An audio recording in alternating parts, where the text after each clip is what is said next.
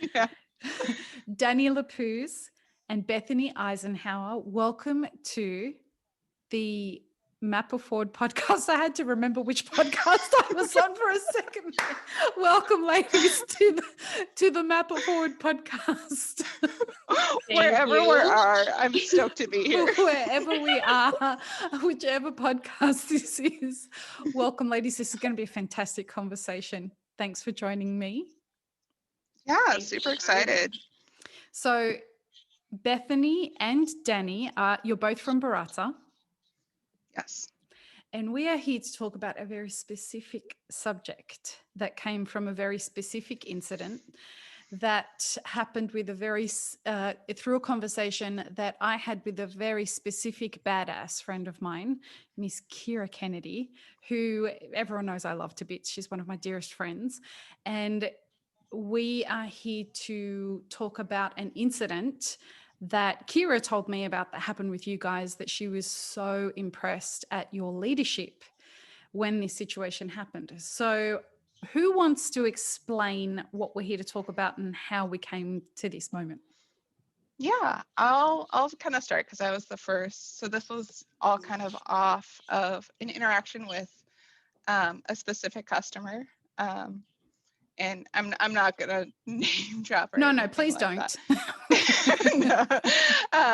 No, this was just off of a specific customer who I took a phone call with first, and I didn't really think of anything at first. It was just a customer who called who clogged their Encore, and I was trying to walk them through unclogging it, but he was using some kind of like weird suggestive words of like, I can't find the hole or like where to put it. So I moved him to email, not really thinking of everything because working in coffee for so long, especially in coffee shops, you get those weird interactions. And I didn't think of it when it happened to me, and I didn't think of it more when, we moved to email and one of our male coworkers kind of interacted with him. But then it started happening again when he called it back in with Bethany, and I'll kind of let Bethany share her experience with it and kind of finish off where this conversation kind of started. Mm-hmm. Yeah, so when he called in again, I initially answered his call, and same issue, he had a clogged Encore again. And as we were talking about it and as I was troubleshooting with him, he kept saying things like, I just wish you were my next door neighbor so you could come over and just show me how to do this. And I felt that was kind of weird. I kind of was just silent. And then he said, did you hear me? And I said, uh-huh. And then he kept talking and kind of bringing up those suggestive, I guess, innuendos again, where he's like, I can't find the hole. And we're like telling him to unclog the chute. And finally, I just got pretty uncomfortable. And I was like, hey, we have your email. I'm going to continue this conversation over email.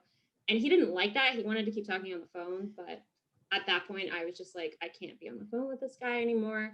So I kind of abruptly was like, hey, I'm going to shoot you an email. Please look at the photo that I'm going to send you, and we can continue from there. I bet he got hopeful at that moment. Yeah, so I hung up the call, shot him an email, and then he didn't reply. And then he called within like an hour. I think he called 12 times, and we just kept ignoring him because by that time we like brought it to the attention of the team. Like, hey, this guy is kind of creepy right now. I don't think we should take his call. He needs to be dealt with over email exclusively. And by the time I think he called like 12 times, I think our support manager, Pierce, was like, I'm going to give him a call back. He can deal exclusively with me. And Pierce left him a message, and we never heard back from him. So I think as soon as a male, a person came in, he didn't want to interact with us because he just wanted to make those comments towards Dani and I. And none of our male coworkers experienced issues like this with him. They were like, oh my gosh, he seems so fine, especially via email. He seems really cooperative. So that kind of brought up the larger conversation. Dani and I were like, okay, so like, what should our plan be, especially as we hire more people? What's our plan in the future to deal with customers like this? And that's kind of where this document that Dani and I made evolved. We ended up reaching out to Sarah Dooley, who is now on the Beans, it's, I guess, Breville Beans team. But she worked at Slayer Espresso for a really long time. She's a very good friend of mine and my husband's. My husband worked with her at Slayer for a little bit. But she's just like, she has extensive experience in coffee. And I'm like, she would be an awesome person to talk to and kind of get advice on how to approach customers like this, especially in a setting where Dani and I are taking calls and emailing people. I've never really had a job like this before. So Sarah's experience, I think, added a lot to how that document was created. And she gave us really great examples. And then, yeah, we shared it with our support team. And then it became a larger conversation. Kira was like, I want you guys to share this at our all hands meeting. So Dani and I presented, we made it into a PowerPoint presentation and just talked about it, walked through it with our entire company, which was, I mean, outstanding on so many levels. That first people wanted to listen to us, but that the CEO of our company was like, I support this. I want this to be heard. Let's take it to the next step. So I think we were both super grateful and just blown away by having a platform to feel empowered, share, and to make the company better as a whole. First of all, I'm sorry that you both had to experience that. And I'm sorry that most of, particularly the women, but more than likely the men that are listening to this, nobody's going to be surprised that this happened to you.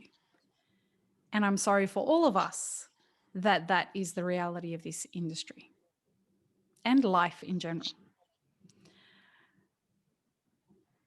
But having said that, not but, and having said that, as a fellow in your industry, I'm incredibly grateful and proud of both of you for having taken the leadership to create the document that you created, because I've read it and I fucking love it.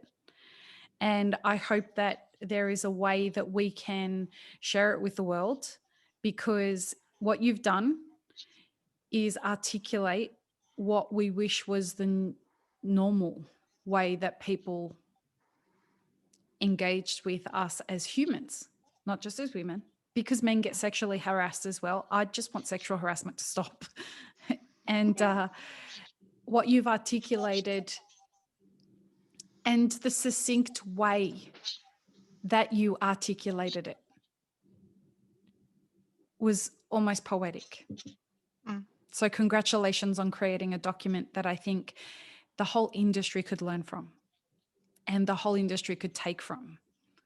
And so I do hope that organizations like SCA and whoever is out there giving people the platform to start talking about this kind of stuff gives you the platform to start sharing this and putting it out there. Certainly, if you guys are okay with us sharing it, if you have it on a website, we will definitely put a downloadable link so that people can get access to it. So now let's deep dive a little bit into what you were saying. So to give people some context, I wanted to start with the story before we started with who you were. So Dani, why don't you start by telling everybody who you are? I feel like that's always such a big question. Like when someone asks, like, "Hey, what's your favorite band?" and you instantly forget like every song you've ever listened to. Well, let's start with I am Dani and I work at at Bratza. I work with at Bratza Support. It's a job that is probably my favorite that I've ever worked in coffee. Awesome. Say that I've only ever really done barista work before this, but it's been so fun because we've had such I get to work with Bethany, but all of our other coworkers here are really fantastic, and I get to work with badass Kira as we mentioned. If she had a cheer squad, I would definitely. I'm not a big fan of like that cheering thing, but I would be on her cheer squad. 100%. Oh, absolutely. Yeah. I don't know anyone who wouldn't. That's a huge compliment. Anyone that knows her, I would definitely be on her cheer squad. But yeah, so originally before kind of moving up to, or before Bratz, I was doing coffee work just kind of in the Seattle area. Before that, I was down in Southern California, and coffee has always just been my comfort zone, despite dealing with all the issues like this. I love the community aspect of it. So like working like these conversations or talking about all of the nerdy stuff about coffee. Mm-hmm. And it's just so fun, and it's never been a dull moment. And so customer support is what you're doing at Baratza, and is that where, like, is your hopes to start progressing through the company? Do you want to stay in customer support? Do you want to open your own business? Do you want to, what's on the horizon? Oh, dang. Yeah, I definitely just getting comfortable in support, finding my niche. It's been so nice. I feel like, especially as like a femme in the coffee community, it's been so hard to kind of take that next step outside of like barista work and building up the career. Yep. For especially in the kind of technical realm, like working in customer support, because we do work on the grinders as well. That's such a male dominated world, and it's one that I was interested in for the longest time. So just kind of finding my niche here has been really nice, and just really kind of beefing that up. I've definitely always been kind of a not one to have like a huge detailed 5-year plan. And just kind of, if there's something that really sparks my interest, really diving into it and building it up and advocating for it. Yeah, awesome. And Bethany, what about you? Tell us who you are. Yeah, I have been on the Baratza support team since October of 2020. Before that, I was working in food and bev at a restaurant group in Seattle called Sea Creatures. If you're ever in Seattle, any of their restaurants or cafes are amazing, and they're just really focused on hospitality. Yeah, nice. Really good hospitality in really well-designed spaces. That's an important caveat to make. Yes, they are very good at what they do. So yeah, I actually moved to Seattle in 2018. I started in coffee in, I think, 2015. I studied art in college and ended up getting a job at a specialty cafe, and it was actually a counterculture account.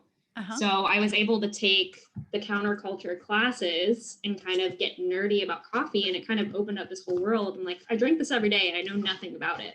Yeah. I think at that point I was like, I know coffee is a fruit, but other than that, I knew nothing about processing methods or extraction and ratios and all of that. So counterculture actually was huge as far as giving me an education in coffee and making it exciting and kind of fun and explorative. So I definitely owe that initial passion, I think, to those classes. I'm super grateful for those. But yeah, I just was working at that cafe during college, and I don't know, I just really resonated with, I like to say, like the tactile nature of making coffee and like the ritual of that, and how you can make a cup of coffee for someone and it's just a sweet, delightful experience. And yeah, I kind of just fell in love with hospitality. So ended up graduating, decided to move to Seattle in 2018, got into Sea Creatures, helped, moved into some management roles, and then eventually helped them open a coffee program at one of their restaurants. So that was really cool, kind of stepping into like a coffee director's shoes, and just helping develop a menu. And they're also really wonderful at making cocktails, and their wine program is stellar. The restaurant I worked at is called the restaurant I worked at is called the Whale Win. So anyone's in Seattle, anyone listening to that, go to that restaurant, you'll be blown away. But I had access to like all of the cocktail making equipment, and I kind of got nerdy and had some fun making coffee cocktails, which was fun. So yeah, there's just like so much creativity and joy in making beverages and making food. And I think that's really where my passion for coffee grew. As far as like, I guess this is hard because I really love hospitality and I love food and bev, but COVID really wrecked me in a lot of ways.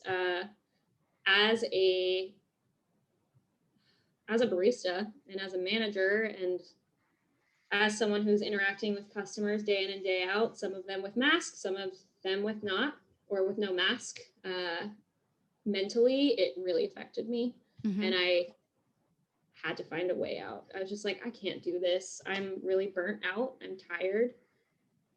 What exists out there that I can still apply my coffee knowledge and skills to, but in a safe working environment.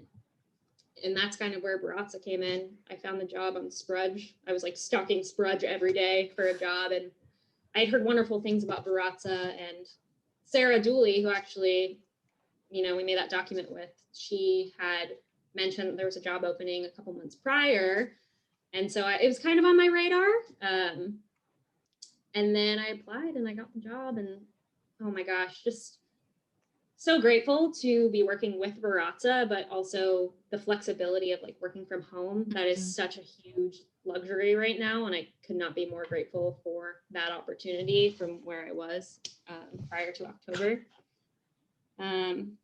Yeah, it was so nice to be able to apply customer service skills and also talk about brewing and like kind of get nerdy with customers who have questions about our grinders, but also like want to learn more about brewing coffee. Yeah. And so I think that's a really great part of our job, where we're able to get nerdy. And if someone lives in a specific city, we're like, oh my gosh, hey, you should check out this coffee shop next time you're out.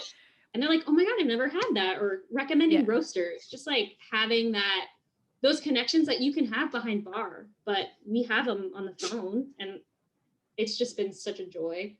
And I'm really thankful for this specific job at this point in my life. And you haven't squandered this opportunity that you've both been given through what's happened at Baratza, because it seems as though the challenges that happen on bar continue to happen through the phone. You get really wonderful customer relationships, but you also get very challenging customer relationships. That happens in the cafe, that happens in business, and that happens in what you guys are doing. Historically, we've made concessions by making excuses. That was one of the things that I noticed as right at the top of the document that you've created. I loved that line. First of all, it's not okay. Yep. It's just not okay. That was such a... Oh, go ahead, Dani. I was just going to say that was, something that Sarah Dooley actually mentioned. And honestly, a lot of what's in that document goes a huge shout out to her. Because in that it is that's not okay. We do make excuses of generation and culture and things like that, of like, oh, that's just they're just a product of their generation, or that's just the culture of where they're from. But Sarah kind of mentioned this little line that really just kind of gut punched me, of imagining it was your younger sibling, your kid, your niece, your nephew, anyone who's young and close to you that you want to protect. Imagining them in your situation, and if it's still okay, that just punched me in the gut, because there have been so many times with customers, both in the coffee shop or even before this on the phone, where I was just like, oh, they're just weird and quirky. That's just who they are. Yep. But if they said that to my little niece Aurora, there's no way that would be okay. Punch them in the guts. You'd go hunt them down, and it's my protective nature. I grabbed it before it came out properly. The Hulk in me was just about to show itself. Let's not do that. My aunt calls it going like mama bear mode. Correct. Go ahead, Bethany. Oh, I was going to say, even tying into customer service, there's this movement that has surfaced during COVID, specifically in food and bev, that's like, the customer is not always right. Like, we need to let go of this antiquated view, whatever. It's like, I feel like it's a very 50s style view of like, the customer's right. We're going to take care of them no matter what. And that's just not true anymore, especially if it's at the expense of abuse toward your employees. Like, no, thank you. Yeah. We've kind of constructed this culture of, we've got to protect the customer because they pay our wages. Right. And that's being passive. I'm a huge advocate for assertiveness. It's kind of my legacy to this industry is that I want to provide assertiveness training for everybody in the industry. And we have it available on our website. So that, once you know how to create boundaries, which is another great thing in your document. Once you know how to create boundaries, once you know how to stop being passive and stop being aggressive and recognize that behavior in other people, you can start seeing how you're being manipulated to achieve other people's needs.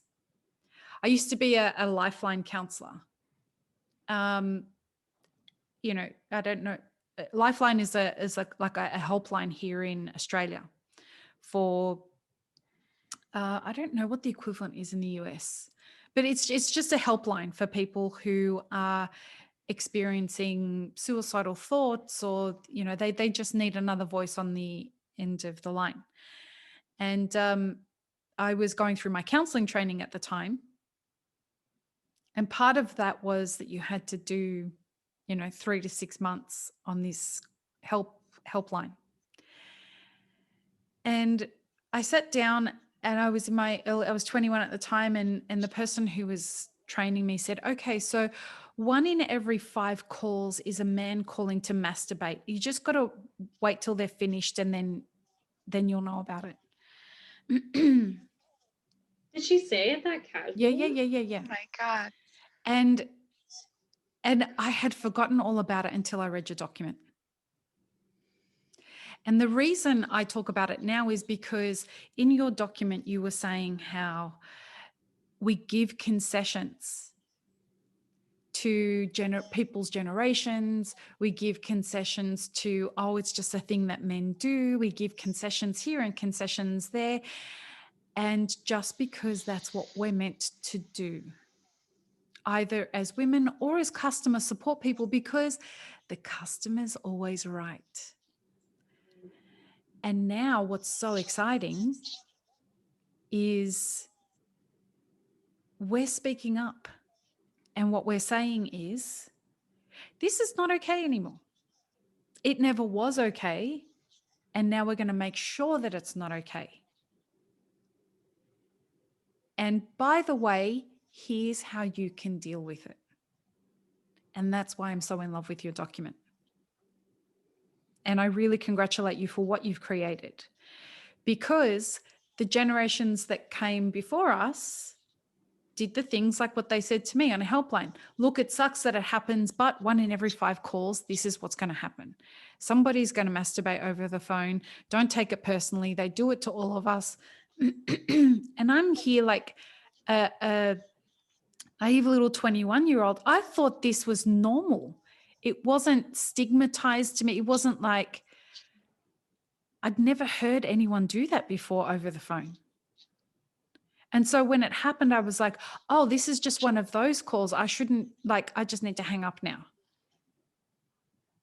I didn't really understand it. And so when you guys get these phone calls, and COVID has no doubt exacerbated this. It took me some time to understand the psychology, but the power structure that's going on and the manipulation that's going on the other side of the phone when somebody calls you and doesn't let you, they're grooming you during the call to see if you're in for this little game that they're looking to play. And then when they realize that you're not, then they've won. That's what they've wanted to do. They've taken something from you that they've taken something they had no right to take, but that you didn't know they were taking until right at the end. And what you guys have captured in this document is inspiring, because what you're saying is, we're drawing a line. You can't call Baratza and treat our team like this. Now, what I want to ask here and open up to both of you is, how did the team feel? How did everyone, not just the men, but everyone in the team feel when you wanted to talk about this out loud? I think we're really lucky in the fact that, you know, we have really supportive coworkers. So Bethany and I are the only 2 femme people who are in support. The rest of them are Mhm. are men or kind of, male identifying or assigned male at birth. And when Bethany kind of brought this up to Pierce in a kind of one-on-one meeting, it was without hesitation and with enthusiasm of, what do I need to, kind of what do we need to do to set this up so you guys have all the resources necessary so you feel taken care of. And jumping out of the meeting to talk to Sarah Dooley, jumping out of support to put that document together, it's all been, super supportive. There's never been any kind That's of awesome. hesitation. There's never been any kind of pushback, which is wild to think about, in contrast to personally some of the other coffee shops I've worked at. Talk about that for a second, Dani, because what's been your experience that you have pretty much been conditioned to expect when something like this happens? I mean, I think it's super similar to what you mentioned, or kind of why we have that disclaimer at the beginning of the documentation, because I've been told, kind of like as you were, of that's just who they are, that's just how it is, and you kind of have to take it because the customer's kind of always right, or moreover, they can do whatever they want because they're the one who pays our wages. I worked in coffee shops where we had actually regulars who, would kind of make my coworkers and myself feel uncomfortable. And it wasn't just the women, it was some of the men in the coffee shop too that felt uncomfortable by some of the women customers. So we kind of created a whole safe word of like kind of coded language because management wouldn't support us. Yep. We would always, it was peaches was our safe word, or like what we would call the customers. So it was, someone will, like, if you saw it and you knew, you would call that customer, that, coworker, and be like, hey, can you go get some peach syrup from the back? And that was our code of like, this isn't safe, go in the back. Or, hey, I need to go get some more peaches for the smoothie bowl or something like that. And that was our code for, I got to get out of here. Yeah, that's something that when, like, my clients will be like, so we're having a problem with, sexual harassment. I don't know what to do. Okay. The sexual harassment happens in a lot of different ways. Can you get very specific about it? They're like, oh, there's this customer that keeps coming in and like keeps hitting on the staff, and the staff are feeling unsafe. Like, it's not such a big deal, but what do you mean it's not such a big deal? It's like, he comes in and spends lots of money here. So I don't want to upset him, but I also don't want my staff feeling uncomfortable. Well, that right there goes to the heart of the problem.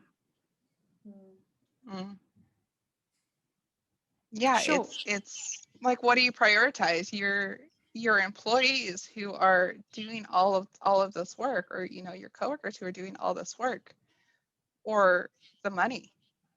Like, what is more valuable to you, actual people, or how much your company is making?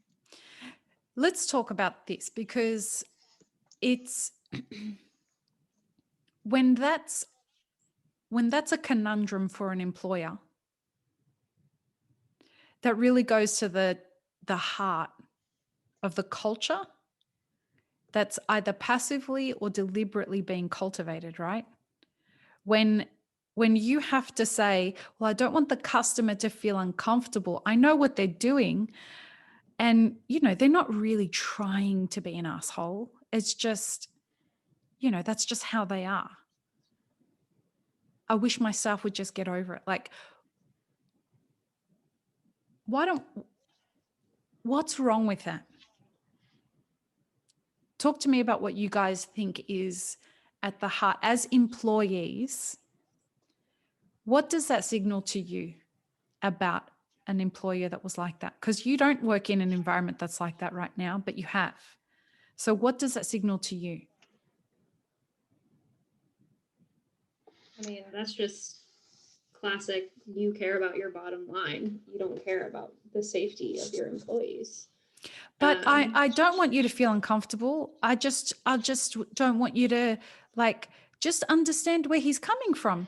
This is me playing the employer. If you're saying that to me, that I just care about my bottom line. No, just don't take him seriously. He doesn't really mean anything by it. I mean, understand where I'm coming from. I feel unsafe in my work environment. I think that the overarching issue here is, especially where a barista is working in food and bev, customer service, where a lot of it is tip culture as well, especially in the United States. It's like, there's no other industry that makes the customer make up for what your employer can't pay for, right? That's kind of tipping culture. Yep.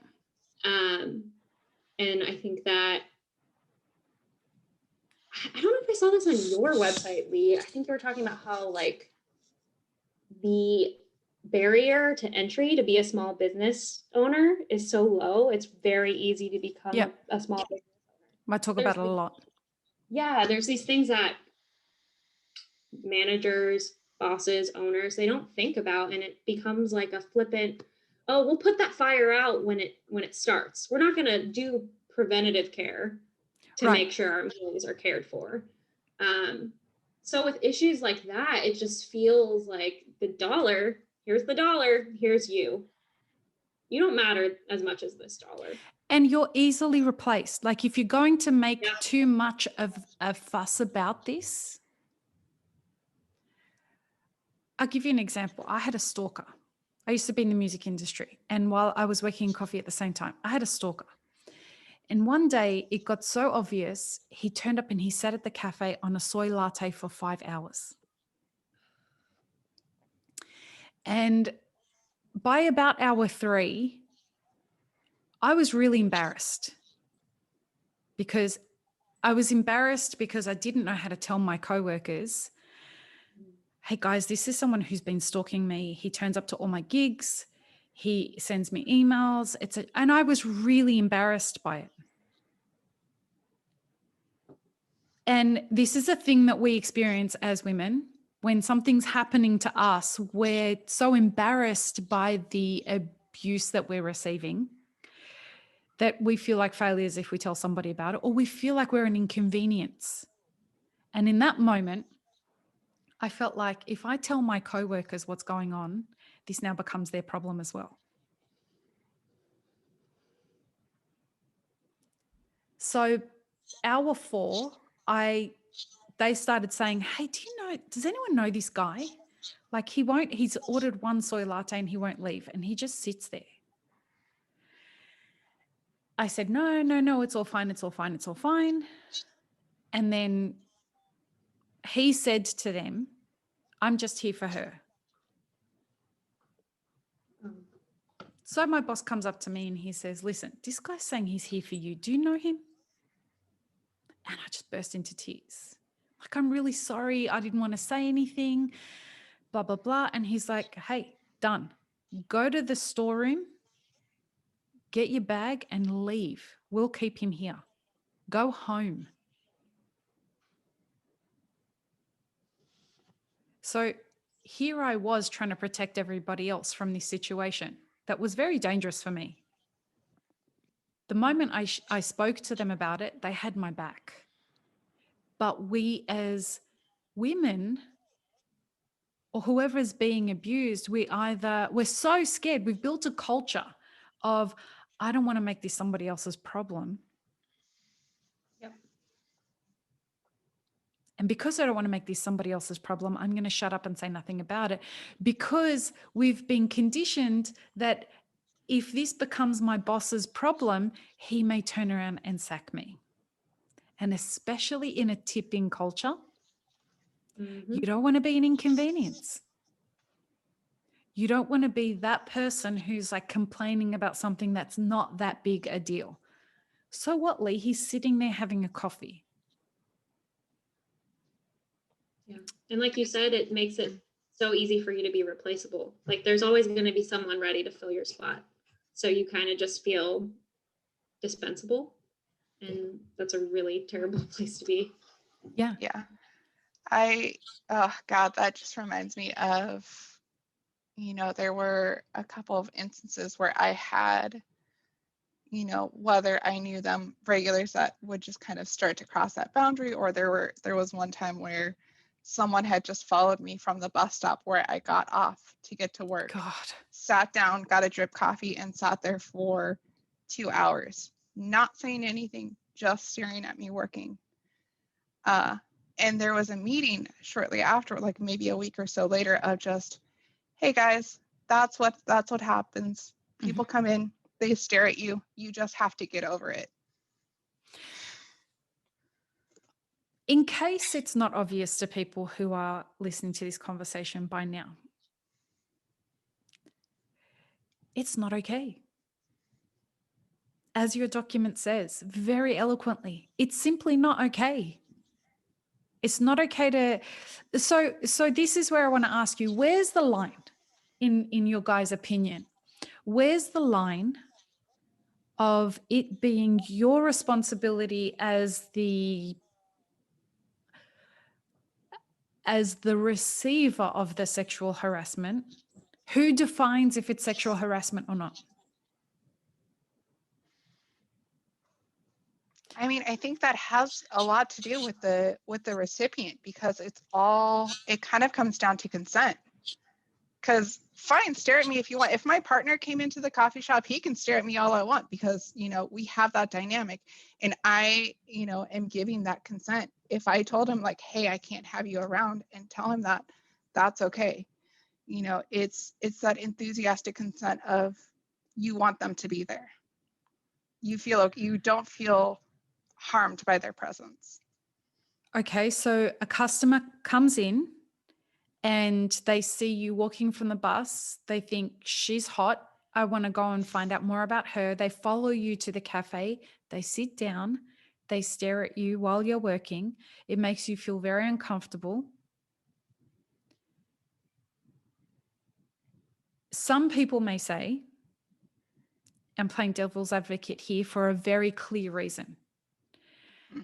How do you know that they were staring at you? Maybe you're just being self-conscious. Come on, Dani, it's not that big a deal. He wasn't hurting you because he was staring at you. Get over it, Dani. What's the opposite to that? How do you actually talk to somebody? Because we all know that that's what actually happens. That's what people are thinking. That's what our bosses are thinking when things like that happen. Mm-hmm. How do you counter that? And I mean, I think that's why, it was so important that the line that Sarah Julie said in there of, if it was you in that situation, if it was your younger sibling, your kid, your niece, your nephew, who you want to protect, who you don't want, who you want to keep, that innocent and that guarded, and you don't want people staring at them, if they were in that position, if it's still okay, if you still think it's harmless, if you don't think there's any kind of malintention behind that stare.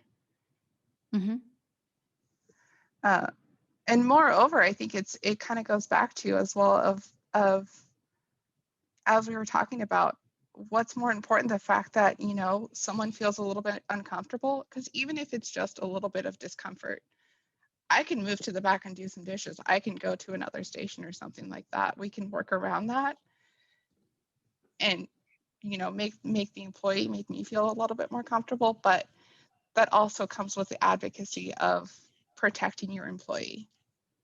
We're often told as women, and I recently did a podcast episode on this, we're often told as women, when we say, I've just got this weird feeling about this situation, and we're often told to ignore that. We're often told like, oh, you're overthinking it, or you're overfeeling it, or don't be so sensitive, or he's just staring at you. He didn't rape you. And we just get this little feeling like, hold on, there's just something a little bit not right about this situation. That should be enough. Mm-hmm. That should be enough for your boss to turn around and say, how do I show up for my employee here to bring them back to safety. And to your point, Bethany, the low barrier to entry is pitched up against us as employers here in our industry because they aren't taught this stuff. They're just opening cafe because they want to sell coffee and espressos and do it. Nobody told them they have to worry about what staff feel like and how to take care of their staff and all that kind of shit, right? Bethany, I think we've lost your audio. No, I'm here. Oh, there you are. There you are. Sorry, I have a little wiener dog, and he prances around and sometimes barks. So if you see me muting in and out, that's what he's doing. I'm like, I could see you were a little distracted by something. I couldn't see what it was. That's very cute. I took him on a walk before this, hoping he'd calm down, but he woke up. So no problem. He can be a part of the conversation. Sebastian tends to steal the show. In our last conversation with oh my Lord, the puppies are becoming a real thing on this podcast. Oh, hi, Sebastian. Big debut on the internet. Super cute. In our last conversation with, we had Maria and not Gilberto, God rest his soul. We had Gilberto Barriona's kids and his wife on the podcast. And right at the end, they brought on 5 puppies that their dog had just had. And it was like, oh my Lord, this is gorgeous. They were tiny little labs. And they were, it was cuteness overload. Anyway, back to sexual harassment. So here's the thing. We have made it an inconvenience in our society and in our industry to have to confront these situations. Now, you guys were really lucky because you had a supportive team around you that when you brought this to them, they allowed you to activate and just sort this out. That is, as you guys know from your previous workplaces, that is not the norm.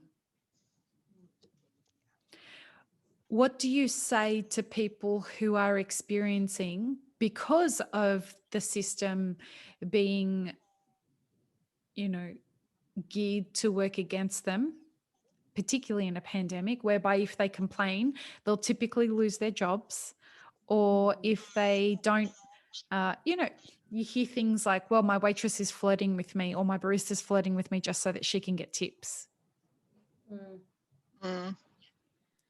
So, and we know it happens. It absolutely happens. And it's not just your waitress, it's your waiter. All different things happen across the spectrum. Now, this is a complex issue because people say, well, we exist in a tipping culture that encourages this kind of behavior, that cultivates the kind of response that you get from customers. And now we've got some big gray areas because of that. Well, did you flirt with him? Well, did you flirt with her? Like, what did you do to make her feel like it was okay for her to do this kind of stuff? What do we need to do as an industry, in your opinion? Ladies, I know that you're not, experts in sexual harassment. We were just talking here. You've looked into it from your perspective. I get it. But what do we do when employers are saying, this is the kind of culture that exists. You have to be really nice to customers so that you can get your tips. What do we do here?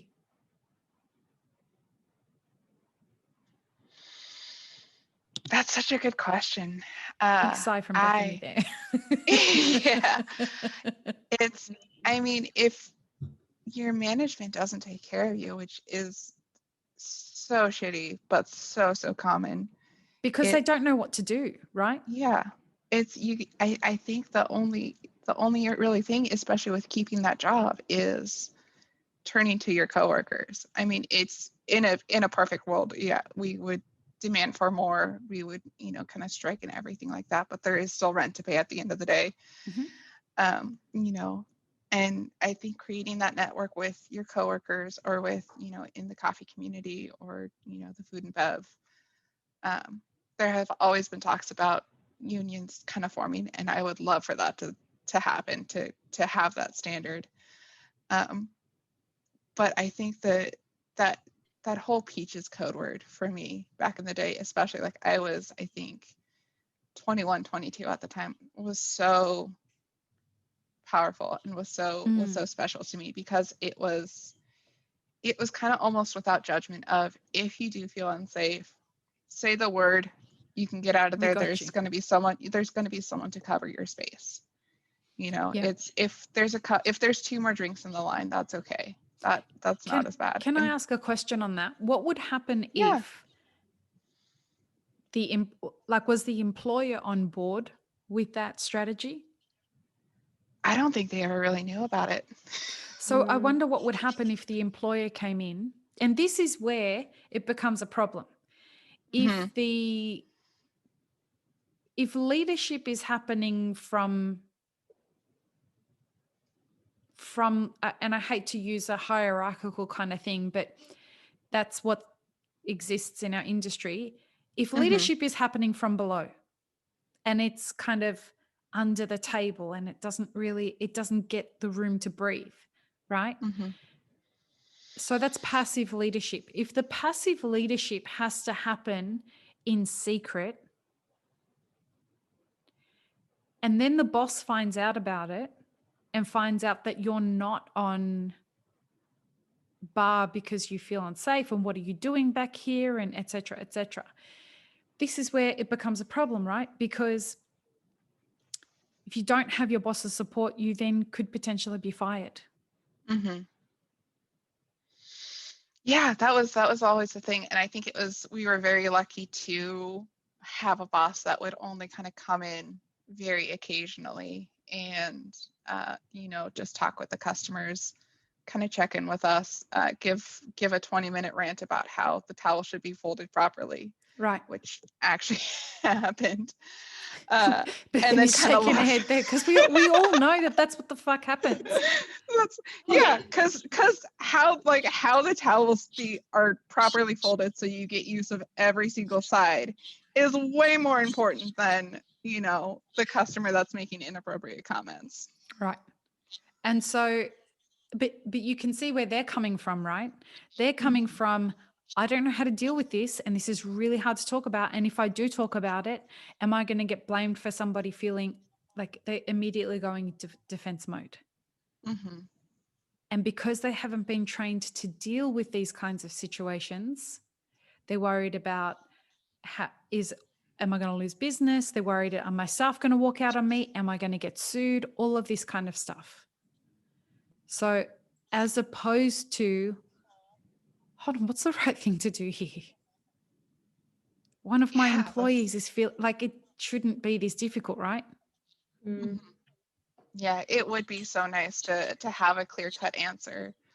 And I think a lot of it has to do with just the certain situations of everything. But I think just having that framework would be so crucial of, kind of like how, like the manager that you had of go home, we'll take care of it. Yeah. Just hey, protect yourself. We will get through this together as a team, I think is so important. And I think it's a little bit of what, got this whole conversation started with Barata and with Pierce. Like, Pierce came up to us, and it was like I kind of mentioned it with him too, and he was super shocked of, oh crap, that's not good. What do you need to feel safe? Well, because the challenging part about it is a man's not going to pick up the phone and masturbate to another man on the line if what they're trying to do is wait till they get a woman on the line and masturbate to her voice. This is why most of the men get really shocked when they hear us talk about this stuff, because it's never happened to me. No shit, dickhead. It hasn't happened to you because they're not calling to speak to men. They're calling to do this to women. They're looking to disempower women. I mean, I think that's where just the initial conversation is important, because there's so many Right. people I know that are like, this happens to you? That's crazy. I've never heard of that. And it's because, one, women are usually silenced, but two, in that industry in particular, you are worried about losing your job. You are worried about making ends meet. And the space that we had at Baratza to be supported, like, I feel like that is pretty rare in this, day and age. I don't know a lot of people who feel completely supported by every member on their team. But even if it's just one person on your team where you can start that conversation and get momentum on things happening, even if it's just, okay, I need some solidarity and bringing this to our boss. I just need some backup here. That's huge. So I do think that I hope this conversation empowers women, men, whoever is facing discrimination or harassment in the workplace, to say something to one person on their team or in their company. And to download this document and use it as a framework in how do I structure the conversation? Because, and I do want to talk about the document, if you guys don't mind, so that we can kind of work through it. But I want to ask you this question first. At any point when you were approaching how to have this conversation, were you worried about whether you would be believed?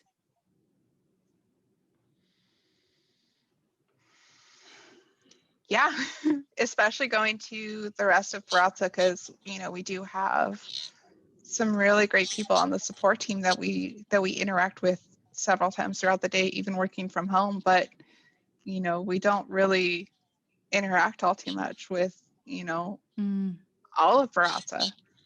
So is what we're bringing to the table going to be, oh, they're overreacting, like that wasn't that bad?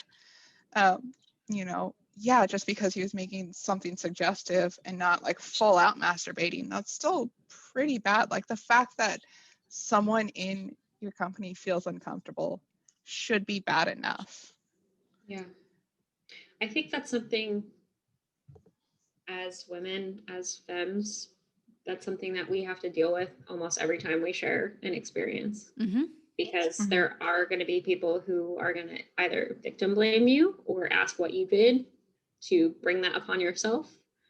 And I think that ultimately stems from a lack of empathy and a lack of understanding. And that's like where that first question is, put yourself in that person's shoes, or imagine this happening to your niece. That part is so crucial, just to begin to understand what that person might be going through and why they may feel uncomfortable. The initial response should not be, oh, I wonder if they actually are telling the truth. No, the first response should be, I am listening to you and I'm trying to understand. Why is the initial response just to not believe someone? Or moreover, too. Go ahead, Dani, sorry. Oh, I was just gonna say, like, I feel like I've gotten from other women in the industry too, of like, oh, that's not that bad, I've had, and they start telling their horror stories.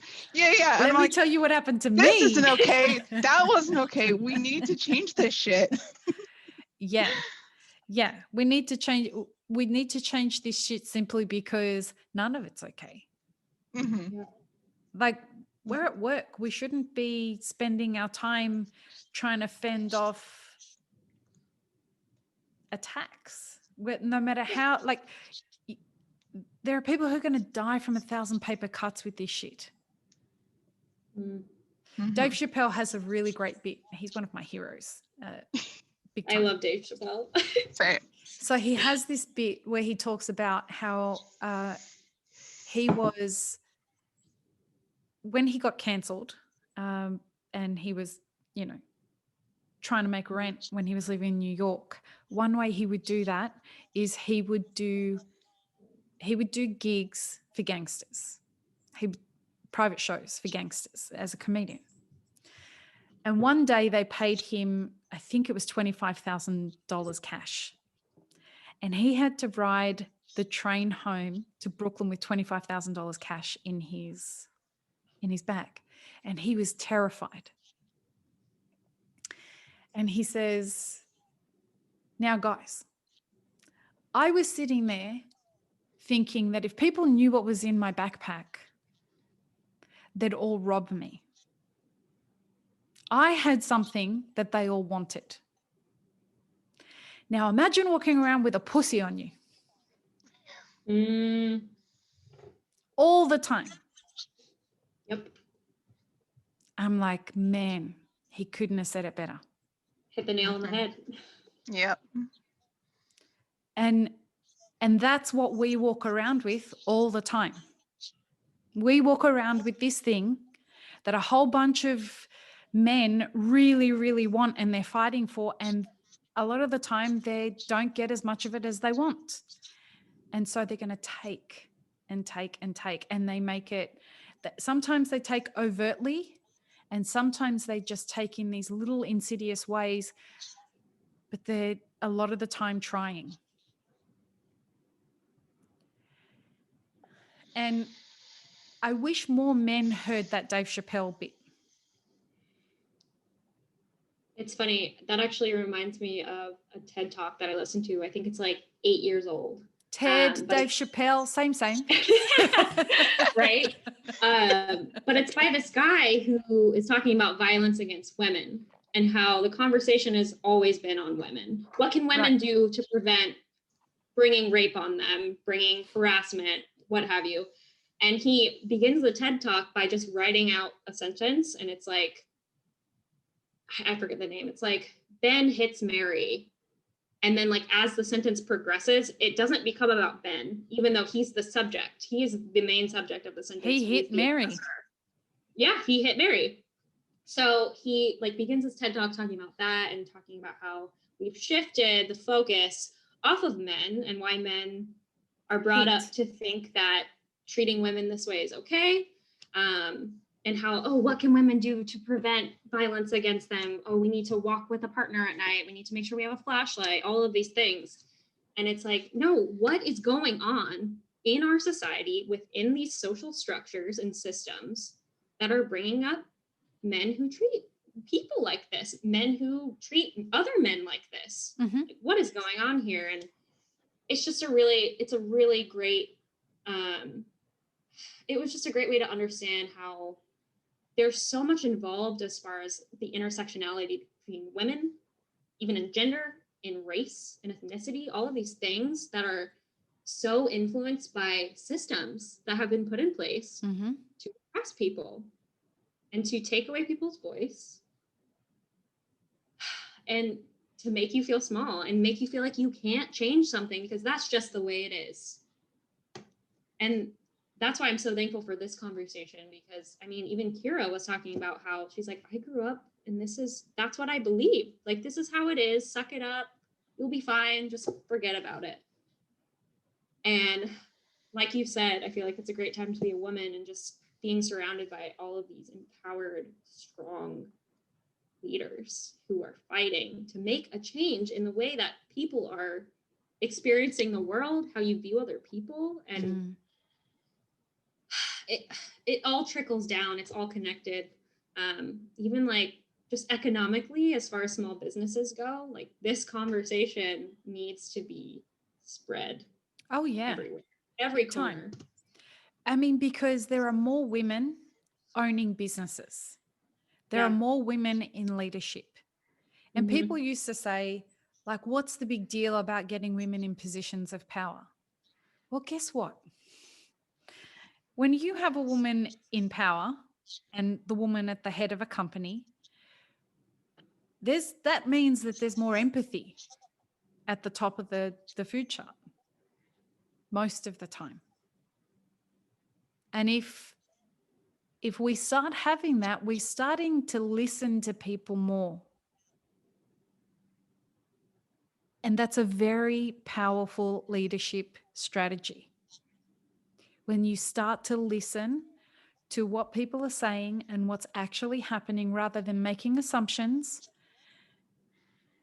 we start to take action to what the challenges really are in ways that need to happen, as opposed to what should happen and what has happened and traditionally this and traditionally that. No, that's not what needs to happen. And if we are listening to each other, if you have a woman that is in a leadership position, she has a perspective that most men don't have when it comes to these subjects. So now we're inviting the other half of the conversation, to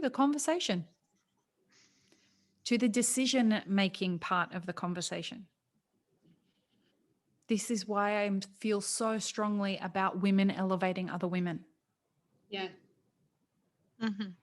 Also, just on like a basic visual level, how empowering is it to see just a woman in leadership and knowing that that can happen and that can exist and you can aspire to that? Like even bringing in like being a POC, which I'm sure you two can understand, like seeing women of your race and ethnicity in positions of leadership and just being inspired by that and wanting to aspire to that level. It's huge. So just having some example. Mhm. Look, my mum was married at 15. And it was an arranged marriage. And we're Arabs, so that's just how it was done then. And my mother and father are very in love. They're still together. And that's one part of the story. But the other part of the story is she didn't have a say in it. And, you know, who knows what direction her life would have gone in if she had the same opportunities to do the things that I did. And so doing simple things, you know, she was an immigrant. She had to leave Syria to come to Australia to get married. And she had me and my twin sister 2 weeks after she turned 16. So things that I took for granted, like getting my driver's license, was a huge mammoth task for her. But I took for granted because it was just super easy for me. I didn't have to learn another language. I didn't have 2 babies on my hip. I didn't have to worry about if my husband was going to give me permission to take my driver's license because he was in charge of me. Wow. Mhm. I was just getting my driver's license like a spoiled little brat. Like, this can't be that big a deal. It wasn't until I, excuse me, it wasn't until I lived in America, in another country that I was born in, and started to see how challenging life was for me. And I moved to a country where we spoke the same language.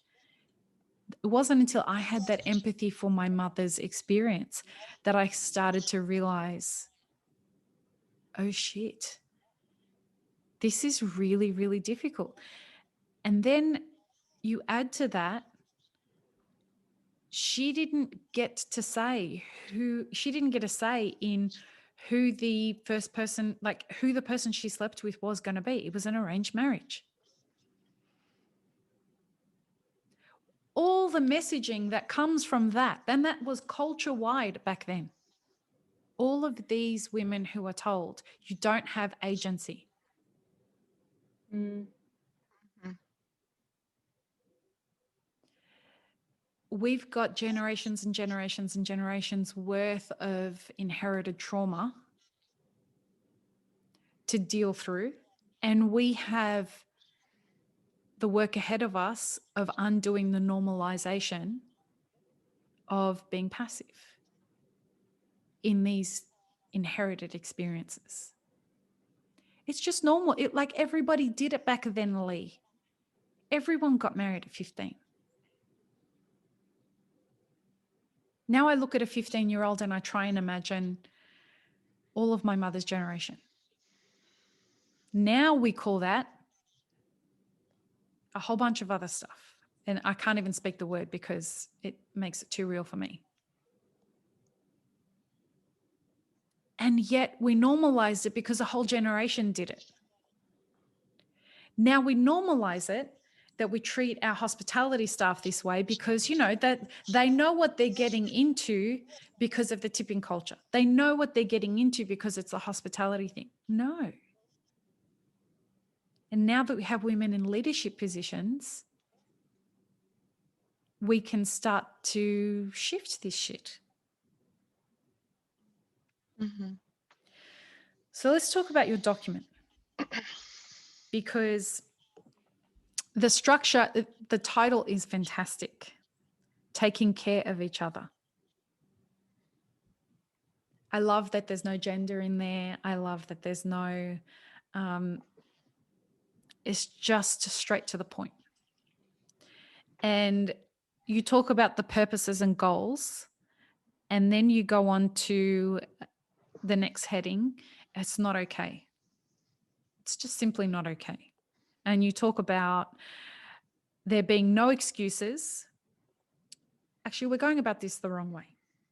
Why don't you guys, Dani, why don't you take us through the document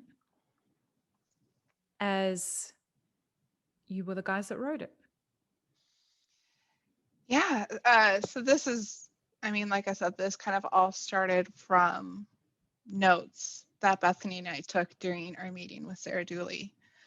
And in those notes, and then in the PowerPoint presentation that we brought to the rest of Baratza, we wanted a lot of concrete examples of, you know, kind of when people see it, there's exact phrases that you can use to kind of keep yourself safe and things like that.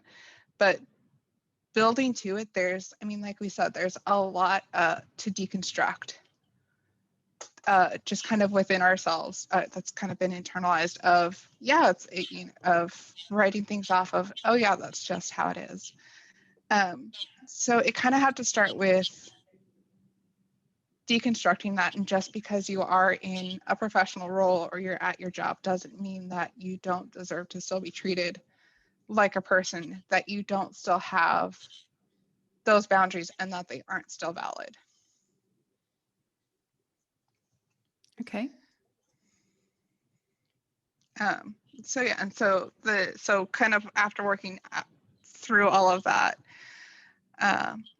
you know, I feel like I had been told so many more times of just being more assertive, of, you know, of that'll solve it, that'll nip it in the bud. I'm like, okay, well, cool. What the fuck do I say when someone? Yeah. Can you give me some language? Yeah, exactly. So the next kind of headline is just being prepared, and that's just having these little phrases at the ready, you know, having them practiced, because that'll bring in the confidence of shutting something down. You know, we kind of started off using phrases like, are you taking me seriously? Or, you know, with Bethany and I in support, saying, are we still talking about the grinder? Kind of that almost passive aggressive nudge of, it doesn't help hey. that like Grindr has a like there's lots of, I can understand why you guys are targeted, because there's sick people out there that are, you know what I'm saying? Like there's so many sexual connotations. Bethany and I are actually laughing because we get customer support questions for Grindr, the app, as well. No. They call and they leave voicemails that are concerning sometimes, because it's just like, yo, Jeremy, are you good? Like, should I call this person back? Wow. I think since I started in like June, I've seen it like 3, maybe 4 times. I actually picked up a call and talked to them like live. They were like, hey, I can't remember what it was. They were like, I'm trying to change this thing on my app. I don't know how to, I think they just wanted to update it. I'm like, I think you called the wrong person. Yeah. I'm in shock, like confused, like anyone listening can't see my face, only because like I'm going through a million scenarios in my head to try and understand that you have to call Baratza, not Grinder. Like the company you're calling is Baratza. And in And they voicemail, we confused say by like, that? "Hey, thanks for calling Baratza." Our voicemail is, "You've called Baratza support," Yeah. So and recent they still development. think it's the right place. Well, I Googled, one day I Googled, because I was like, I'm so intrigued as to why this keeps happening. So if you Google Grinder customer support, our number actually comes up. So I think people just immediately call that number. Okay. But you have to get as far as to hear our voice message. Like, we'll get back to you within 24 hours. It says we're Baratza. Maybe they're just distressed. Either way. Like they clearly got to click on that to get your number. It goes to a website that has lots of grinders. I don't know. I mean, I have come to just accept that there's a level of stupid in the world that I don't understand. And that There makes me was more stupid than them. Trust me. There is a conspiracy theory that one of our coworkers, Connor, came up with someone who was like, "Hey, I need to delete my account. I found someone. Yep, don't need it anymore." And as they were hanging up, you could hear in the background, "Yeah, I called them and left a voicemail." So it was a whole ruse of like, "See, I deleted it." Like, no, you trifling. You trifling. You guys have become the co-conspirator of the person who's cheating. I assume that's the situation that's going on there. But you've got some really great, are you taking me seriously? Mm-hmm. I got to ask, what are you anticipating is the response to that? Or are you just hoping that they're going to hang up and go, "Oh, fuck, she's on to me," and hang up? I mean, it could be. I think it's, kind of starting off with, are you taking me seriously? Are we still talking about that? Is that little nugget of like, hey, you got a chance here to make it right. Like, I'm going to call you out without explicitly calling you out. Mm-hmm.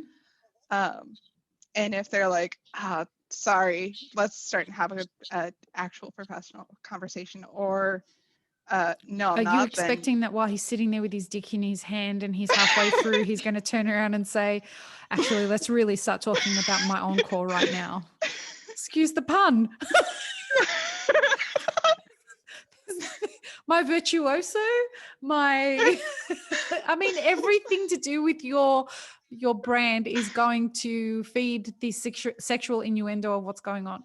That's what's so hard about, again, excuse the pun, but I mean, it's just difficult. It's really difficult to choose the right words here. But I mean,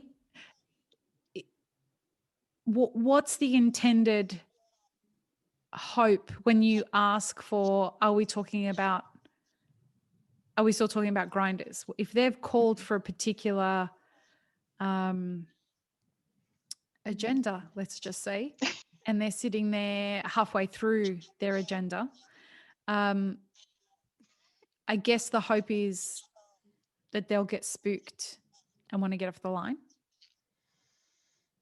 Either that, or it gives you grounds to end the call. Yeah. Of that, okay, you're not taking me seriously. This call is over.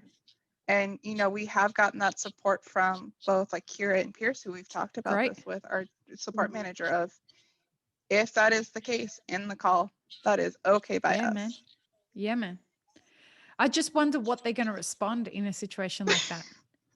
It's like, yeah, I want to speak about my Vario. Okay.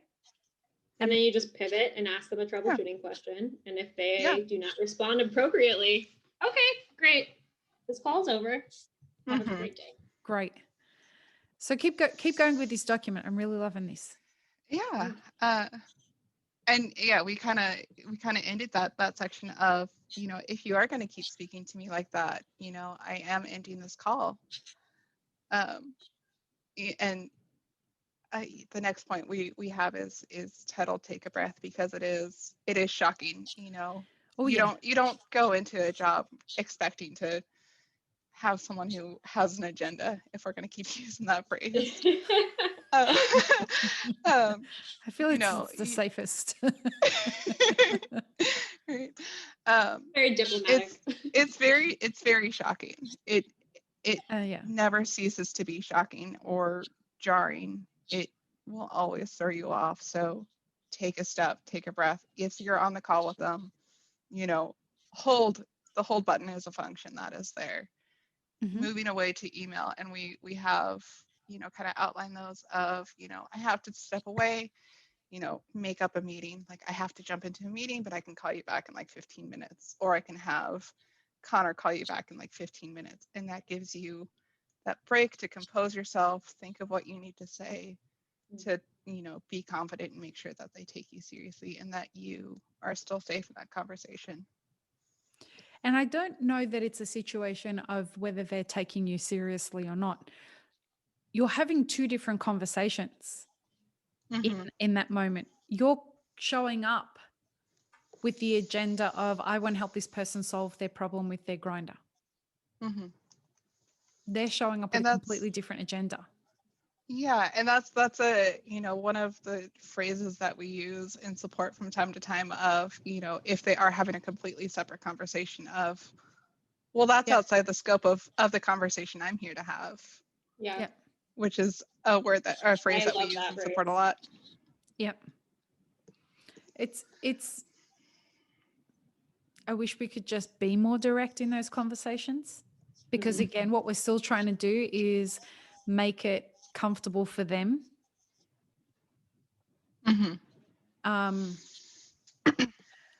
But this is what happens in professional settings. You don't want to shame anybody. You don't want to, I mean, it's unfortunate that they feel that this is the way that they need to get their satisfaction.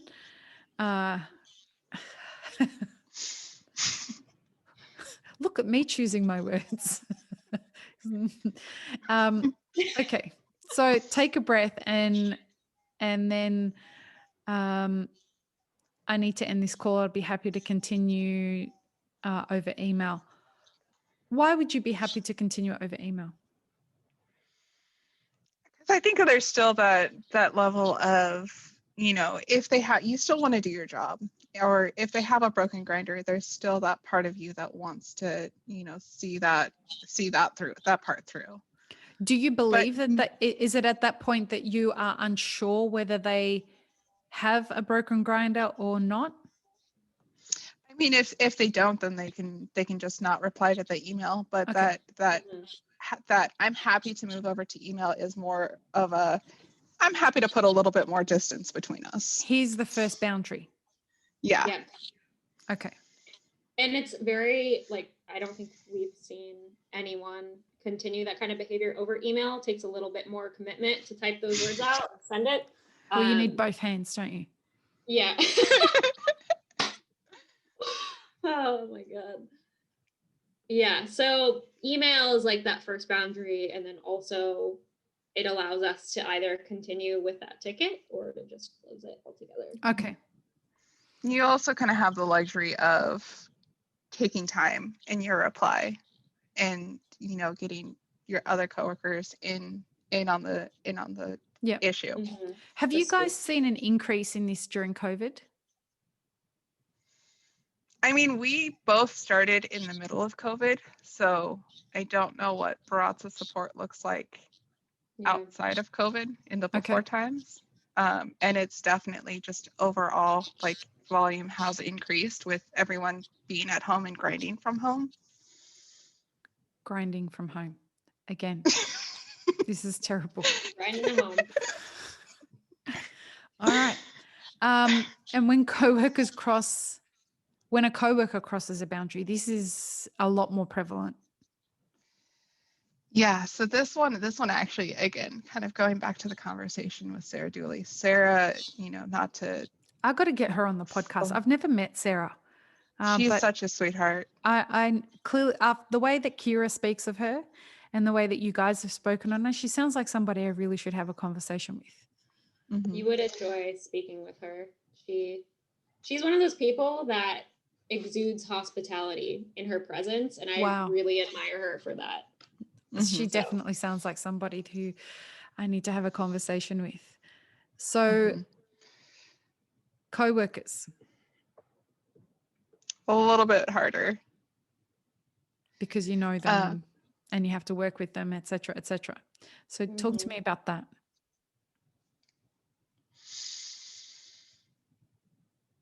You want to take it, or I can? Yeah, sure. I'm happy to. Yeah, I mean, this is it. I mean, we've all kind of had those coworkers that kind of cross the line or don't want to wear masks in the workplace or start to talk politically when you are not there to talk politically. Or aggressive because they're feeling threatened or whatever. All of those things. And I think just kind of reminding them of this is the workplace is such a powerful starting point. Like we are not at the bar or the coffee shop. We're not having this conversation over drinks. Like this is a professional setting. It's a professional setting. Just like I don't want to have a non-professional conversation with my customer, I don't want to have a, that kind of conversation with someone I work with.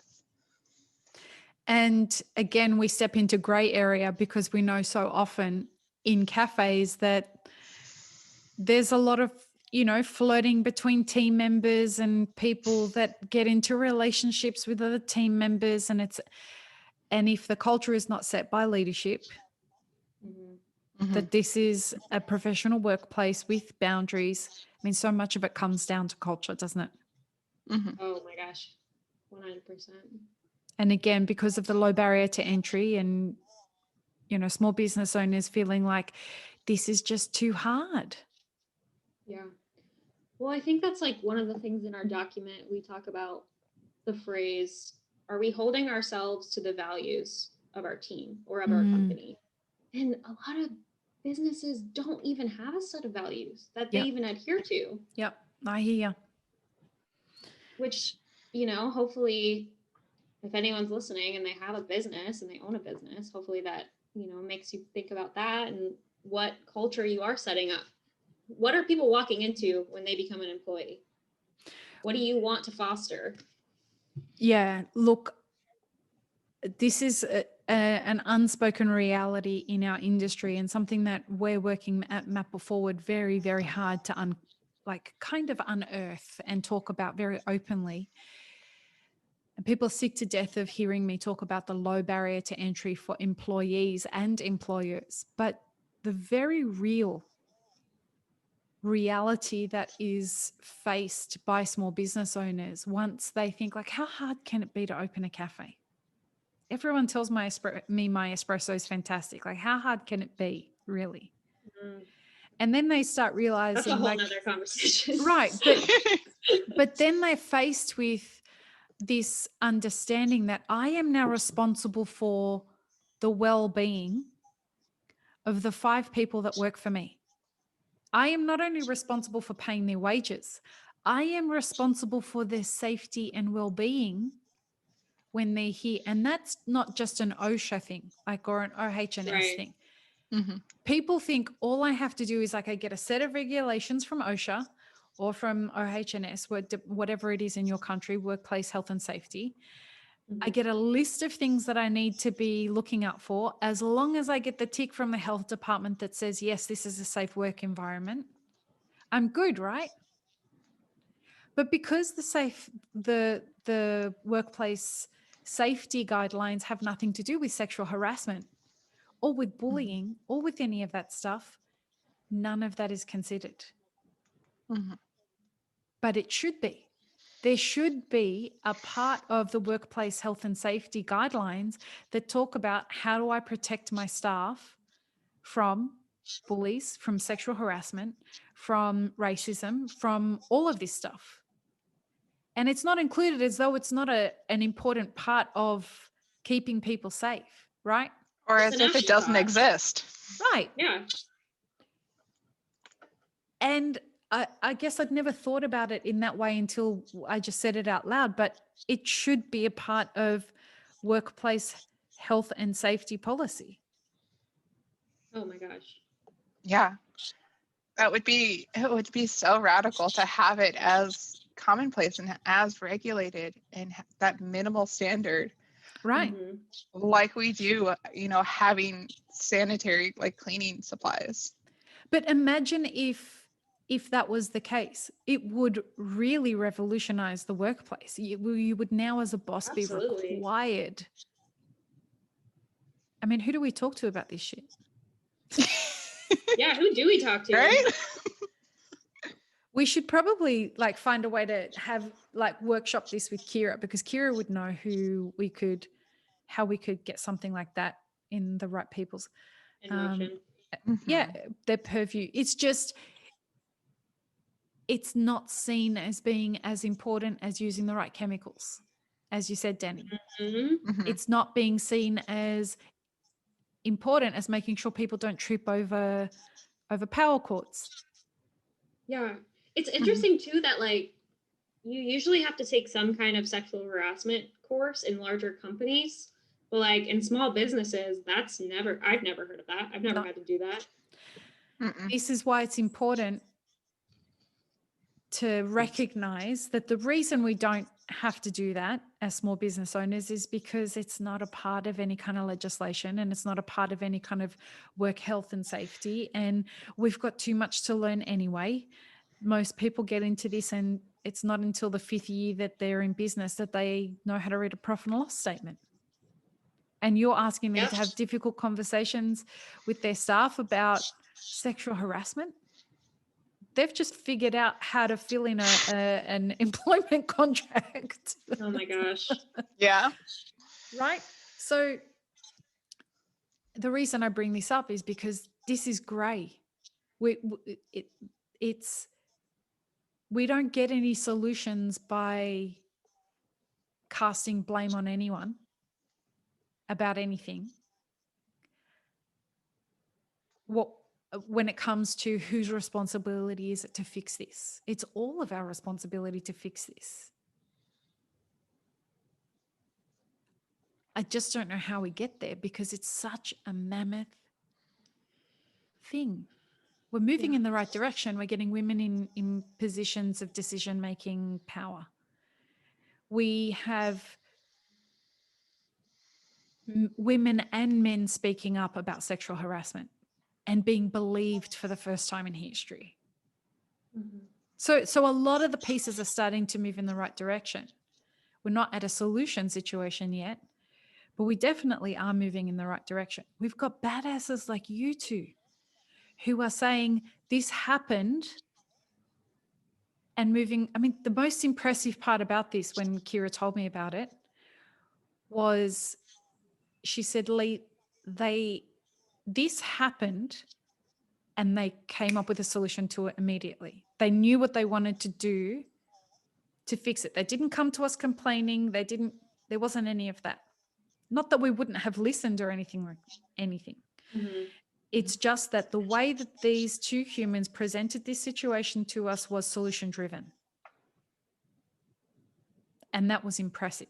That shows leadership. So we are moving in the right direction. It's still not enough though. And I think too that from mine and Bethany's perspective, the really radical thing was the people who were above us listened to us. They listened to what we had to hear. Say that again, Dani. Loud and proud. Because I mean, it's the fact that Kira saw that what we were doing, that Pierce wanted to give us the resources to create a solution, and that Kira saw it and saw that it was incredible and that there was so much potential. It's a game changer, right? Yeah. Like the fact that my coworkers and I had the whole safe word, but management didn't know about it or couldn't know about it. Because that could have been a thing that we took. They had another location that they could have taken. That could have been a thing that we took to other coffee shops around the area. Yeah. If you feel uncomfortable, use this word, and it's an out. It's a get off the register free card. Yeah, and this is not an uncommon strategy in cafes. I've heard of this many times. I tell my clients to have open conversations with their staff about and being proactive about it. Okay, listen, we're going to have a safe word. It's usually grapes. I don't know why they want to use grapes. Why is it always fruit?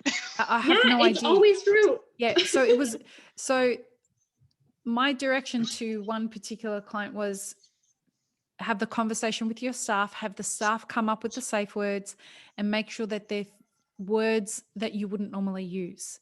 So grapes and pineapples are two fruits that are never used in cafes. And so usually they pick those two. I don't know why. So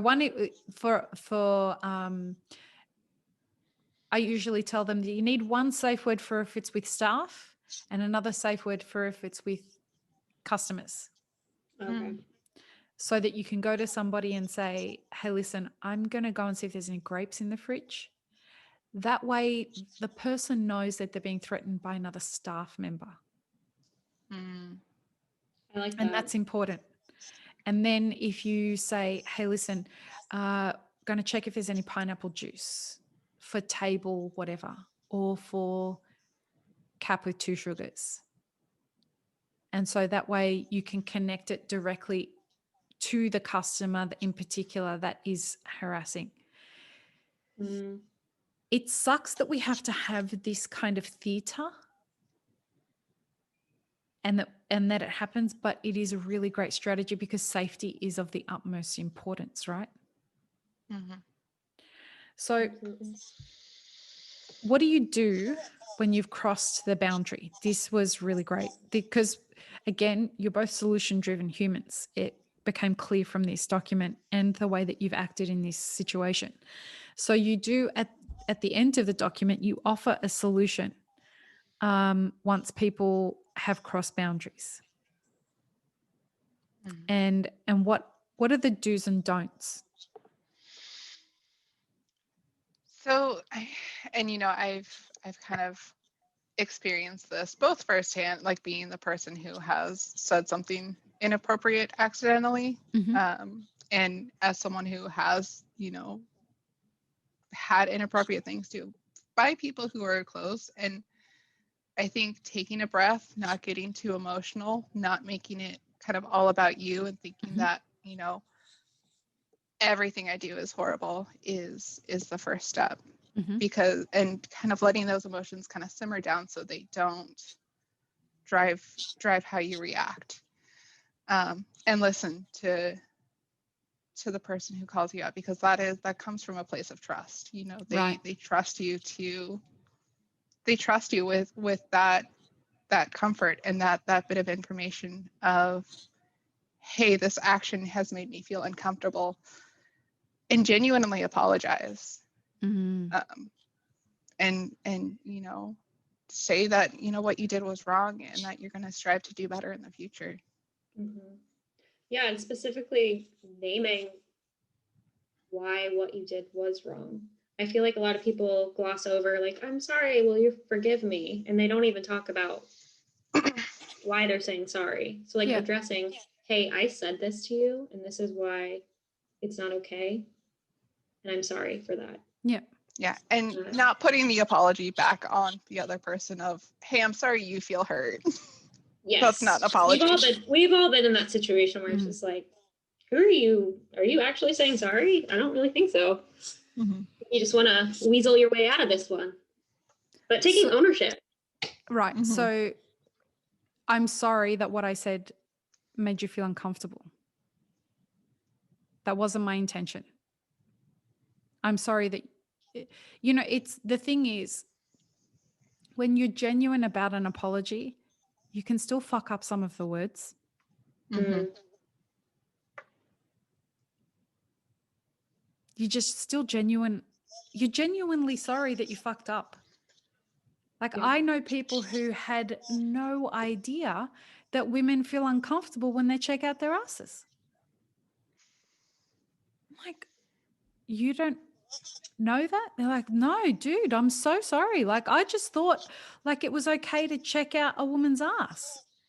I'm like, well, it is okay to check out a woman's ass if she wants you to check out her ass. But then you enter the gray area. So what? Now I'm not allowed to look?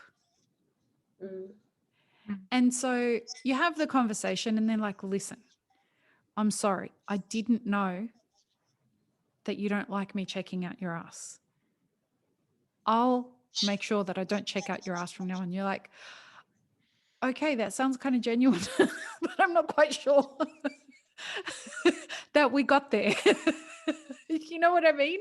It's like, all right, I think we've made some progress here, but Baby we've really steps. missed the Yeah. point of this. Better than nothing, I guess. Yeah, you know what I'm saying? Like what I'm Yeah. trying to get at is like, there's all of these issues are so complex that if we, especially in the work culture of today, it's like you have to get the apology 100% perfectly right, otherwise it's unacceptable. Hold on, let's chill out a little bit and let's just help people arrive to the process that they're trying to get to, and perhaps progress sometimes is enough. Mm-hmm. Right? As long as, go ahead, Dani, Bethany, sorry. Oh, I was gonna say, change doesn't happen overnight, and No, giving it doesn't. people the opportunity to make a small step, which is like the antithesis of cancel culture, right? Like, Right. give whoever the company is, whoever the person in charge, give them some time to come forward with their next step to approach remedying the situation, and then go from there. Yep. I mean, we're all human. It takes a basic level of empathy and humility to understand, like, yo, I've made mistakes too. Mhm. Obviously what you did wasn't okay, but let's see where we can go from here. Let's see how we can rebuild this. And strengthen relationships. Yes. From, you know, Mhm. we've gone through some hard shit together. We don't always agree on everything, but we're going to listen to each other and we're going to make this better. Because these kinds of conversations that you guys are proposing through this document are difficult to have in the workplace, but they don't have to destroy a workplace. Okay, Yeah. there are going to be times when inappropriate shit is said. Sometimes that's going to be deliberate and sometimes it's not. At any scenario, it needs to be made clear that it's not acceptable. And that's a hard conversation to have. Whether it's intended to be inappropriate or not, letting the person know that it's inappropriate is difficult to have for anyone, whether it's coming from you as the employee or the employer. Now we've got it out in the air. It's a coin toss as to whether the workplace is ever going to be the same again. And it's probably not. And that, my friends, is exactly what employers are trying to avoid. They don't want to rock the boat. They don't want the unsafe stuff spoken about out loud, because now it's out there for everyone to see and we have to talk about it. And I just want to run a business. They just want everything to go smoothly. But the moment that us troublemaking women talk about this stuff openly, now it has to be talked about. But oh, what an exciting time for it to be talked about, because now it can get fixed. What are the don'ts on your list of what to do when you've crossed boundaries? I mean, it kind of hinted about it with the do, but don't think this makes you a bad person. You know, we talked, or you mentioned of talking in absolutes kind of before, you know, having these conversations, it's not bad. It's hard, but it's not bad. Yeah. And just because you fucked up, like that doesn't make everything you do and you as a being a bad person. Mm-hmm. You know, everyone fucks up. And you know, kind of don't make it about you. I have had that so many times where, you know, they kind of somehow turn and make themselves the victim of, like, oh yeah, well, I'm just such a bad person, like I'm so horrible, I'm so sorry. It's in that moment, it's not your time to shine. No. Bingo. You know, it's a time to listen to the person who's been hurt.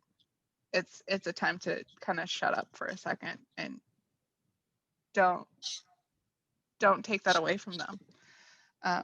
And don't overdo your apology. You know, just kind of a, oh fuck, I'm sorry, I fucked up. Yeah. I'm gonna try to not do that anymore. Let's move on. Mm-hmm. I feel like it's really easy to see through a bullshit apology. Oh, it really is. And that's why if someone fucks it up, but it's genuine, you can understand it. Like you can see the intention there. Exactly. Yeah. Mm-hmm. But if someone's nailing all the words and you know, your spidey senses are saying like, I don't know if I really believe this person. You should probably Like once more with feeling, please. yeah. Totally. So as we wrap up and hit a couple of hours, what do we hope happens now?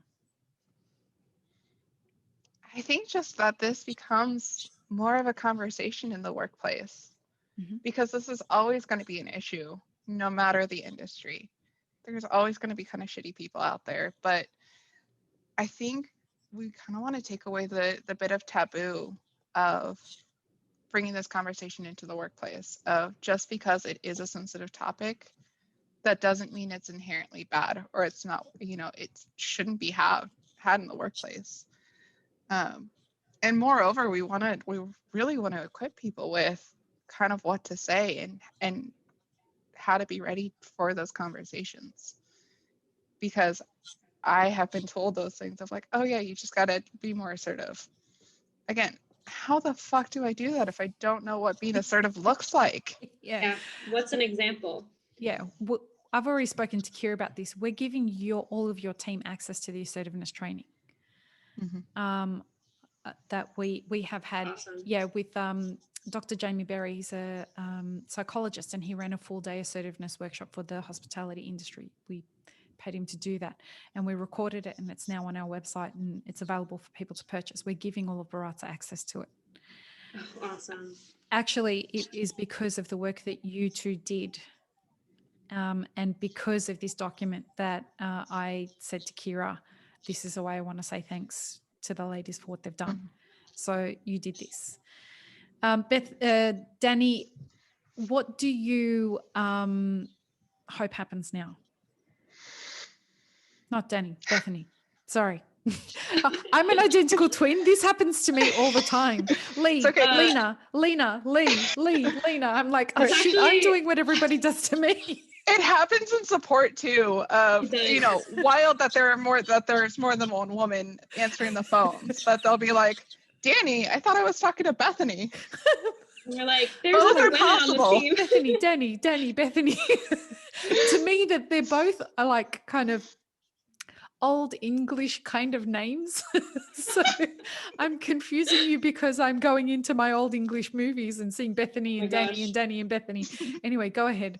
Bethany. Yeah, I hope that we can provide an example or some kind of template for people to reference and use as a resource in their own businesses. I know that we brought up Akaya in our conversation because they've kind of been a leader as far as standards whenever they're sponsoring people. They have like guidelines like, hey, this is what we value. This is what you need to adhere to in order for this sponsorship to continue. And awesome. So little ripples like that where you have examples to look to.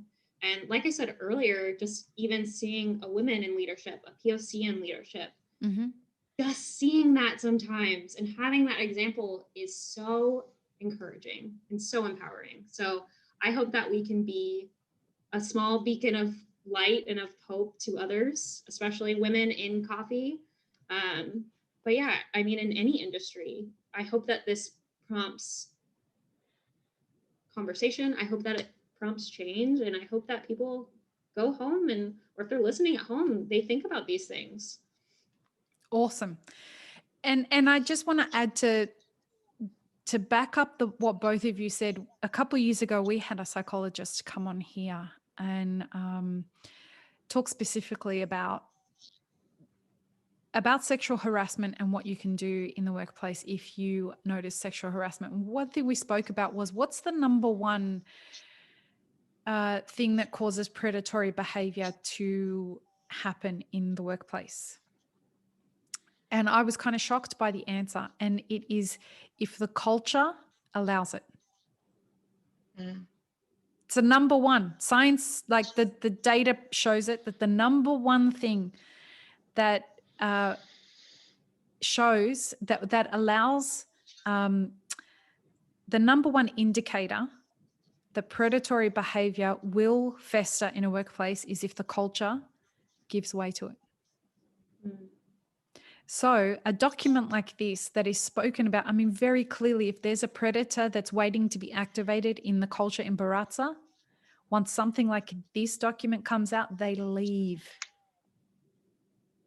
So if anyone's listening to this conversation and wants to know how they protect their staff, a document like this clearly states in your culture, we do not in any way allow this behavior to happen.